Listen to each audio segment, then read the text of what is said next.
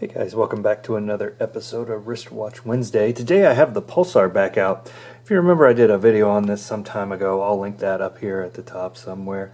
But I've had a lot of trouble with this. This one came in, it looked like it had been worn by somebody in a bad accident. I mean, it was, the crystal so scuffed and scraped.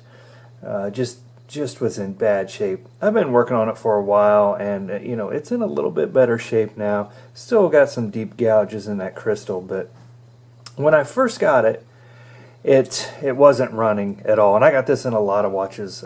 When I say a lot, a big box of watches. That's how I buy a lot of watches. It wasn't running at all. There was no movement at all. So I'm looking at this, you know, I'm looking it over. It says it's solar. I look at the back, it says no battery change, solar, right? So I'm like, okay, well, let's set it in a windowsill and see if we can get this thing running. Well, I would do it. I think I set it in a windowsill for all day on the first day I got it out of the box, and it would do the little kind of the hesitant tick.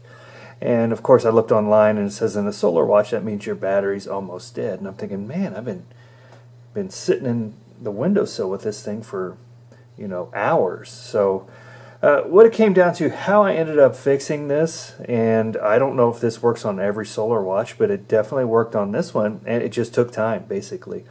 I've left it sitting out where the sun could get it for weeks, actually. I mean, I would say it took several weeks before this thing would run by itself overnight. Because what would happen is I would think I would get it running, and I'd come up the next morning, or I'd wake up the next morning and it was still dark out, and I would take a look at it and it would have stopped in the middle of the night. So it wasn't enough to make it through the night. So it really takes a long time for these solar watches, at least this solar watch, let me put it that way, to get that charge and keep that battery charged so it can run overnight before it gets more sun.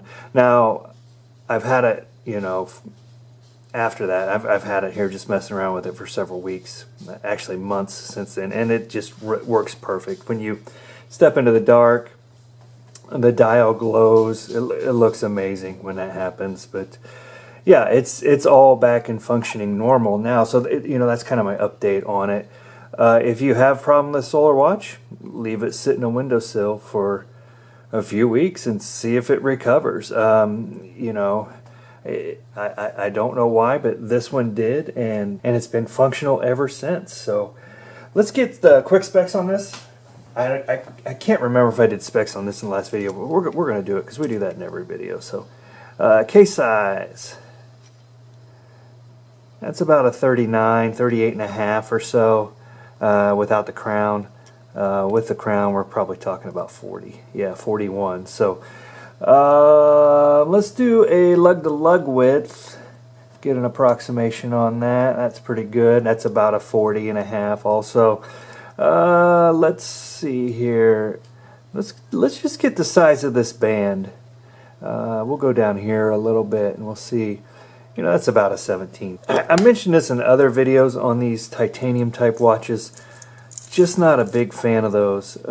Just not a fan of titanium. I don't know why. I like to feel the watch on my wrist. I guess with the titanium, it's just so light, you don't really notice it. But it does have two-tone, and like I say, that dial, when it lights up, it is pretty awesome. Now, here's some of the flaws on this watch.